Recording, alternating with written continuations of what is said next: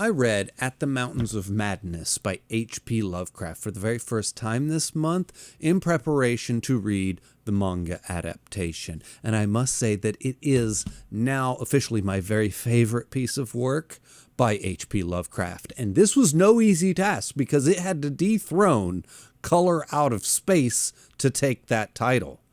Let's talk about it.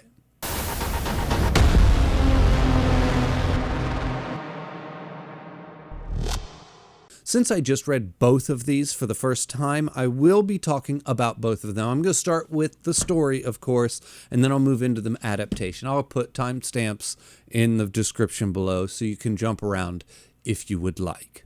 Also, this will be a very spoiler-light review, so you could watch this if you haven't read the stories yet and not have to worry about really ruining your experience. Although I would argue that H.P. Lovecraft has a way of writing and a way of delivering his stories that I could really spoil the shit out of this and give you every plot beat, and it would not ruin the experience whatsoever. Although, rest assured, I will not do that. At the Mountains of Madness is a story about an expedition down to Antarctica, and the team will ultimately split into two groups, set up two completely separate camps so that they can cover more ground. One of the camps eventually finds and digs up these old fossils of these bodies, but they don't look like fossils. They don't act like fossils. The skin's still leathery and pliable when it should be petrified. And as they dig up more of them, they find partial bodies. Then they find complete specimens, and they start to do experiments on them, all while sending everything they back, radioing all of this information back to the other camp, giving detailed descriptions of everything they're finding as they're finding it and everything that they are discovering. When suddenly one day the radio messages stop coming. At which point this camp is going to go investigate to see what happened and why the radio messages stopped. And this particular story from H.P. Lovecraft is told with this brilliant framing device of it's a story that's being relayed to us reluctantly because the storyteller was prepared to go to their grave, never telling a single soul what happened to them in Antarctica. But now another science team is attempting to put together another excavation, and they're going to follow in their footsteps and go down to the same places and try to discover what, artifacts can be dug up down here in Antarctica. And this person is now recounting the tale and the story of what happened to them in order to maybe discourage this other team from going, because they don't want anyone else to suffer what they suffered in Antarctica. And it's absolutely brilliant. It adds a layer of mood and tension and atmosphere to the story as he's going through it. And it creates these stops and these stutters as he pauses to kind of try and get it together and try and convince himself to go forward or maybe tell the next section of the story because it's particularly difficult for him to recount. It is wonderful. Then the story has really strong Thing vibes, like The Thing, the movie with Kurt Russell, and it's just fabulous. It's so much fun to read, especially with all of the excursions down to Antarctica and the setting up the camp, and then even going over to the other camp and finding the devastation and finding what happened to that other camp and why the messages stopped coming. Everything just has this really, really strong vibe that feels like you're reading the source material to The Thing, right up until it doesn't anymore and it deviates really hard and it goes off in a whole nother direction. But boy, oh boy, did I love it.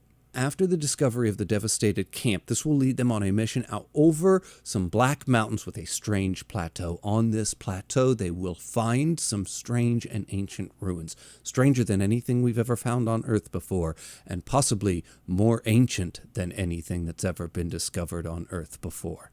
And I must say that this 90-page short story is pure brilliance. From the form to the structure to the reveals to the atmosphere, there isn't a beat missed.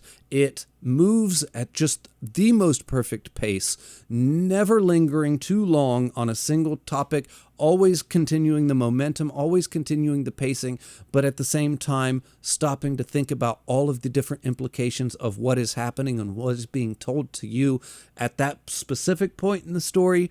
It is purely, truly flawless. Securely tying it back to Lovecraft's own stories and his own history that he has built and created and his own mythology, while throwing in very strong solid ties to other authors' work like Edgar Allan Poe.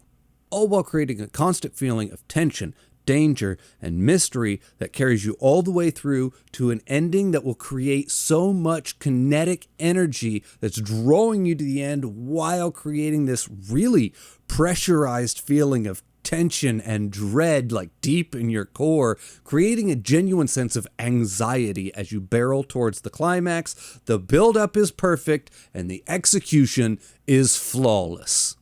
This story is a masterpiece, and I cannot give it anything but a perfect 10. But do not leave just yet, because we are not done, and we do have to talk about the manga. Now, I will start by saying that this is extremely impressive in its quality. It's very good. On one level, it's extremely faithful, almost lifting pieces of dialogue and even entire sections of text almost verbatim from the original story and just printing it on the page for you. Now, it does remove the framing device of this being a story being told by the guy to stop another expedition, and replaces that with a cold open onto the devastated second camp as kind of like a shock introduction, kind of get that tension, kind of snap you, grab you with a hook, and then it jumps back to the beginning of the story and kind of moves forward from there, which is a step down from the original telling. It's definitely not as good as the framing device that the first story has. It just doesn't add the same level of tension and atmosphere and mood that that first one does.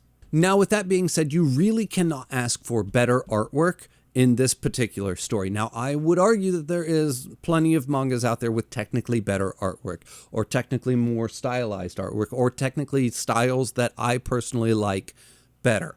But I would argue that when it comes to this particular story, this style that he is giving you right here fits the story better than most other interpretations that I could imagine.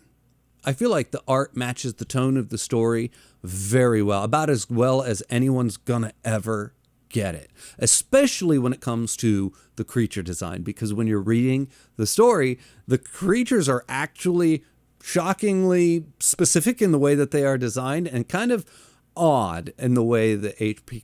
Lovecraft chose to describe these creatures. And I really genuinely expected a modern interpretation of it, kind of give us a really updated take, and I wasn't looking forward to that. I kind of wanted to see that really weird and wonky kind of, just the descriptions that he gives of these creatures is very strange.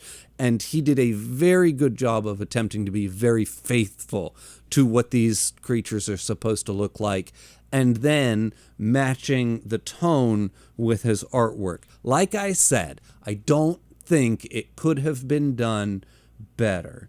Or if somebody did a better job of it, I would be quite surprised.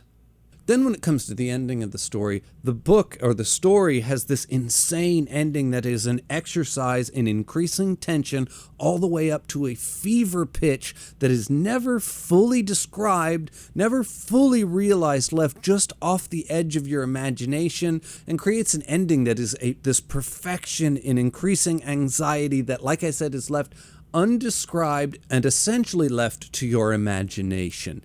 This, on the other hand, does that exercise increasing escalation, and it all culminates and ends in this massive splash page that has to be realized in artwork. Although I will say he does leave the main portion that is to be left unrealized and undescribed. He does leave that off the page and still leaves that to the imagination. But obviously in a medium of artwork, he's going to have to draw a lot more and kind of give a lot more to some visual representations of things that you don't necessarily have as much of a tangible experience with in the story.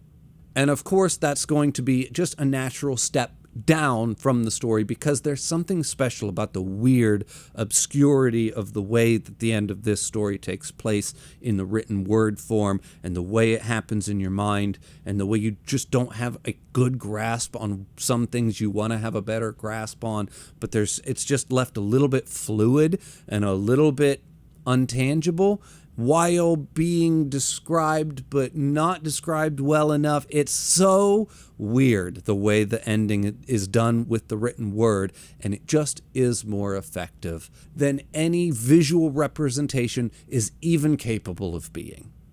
Also, I will say that frenetic and intense sense of urgency that the book creates so masterfully well, the manga does an extremely good job of also recreating that feeling for you as well, while still falling just a little bit short of what H.P. Lovecraft was able to do with the original.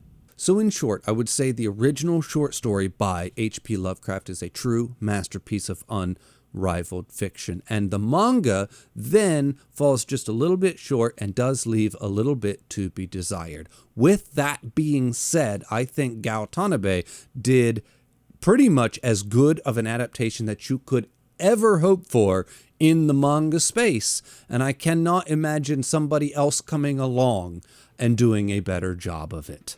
I'm going to give the manga a 9.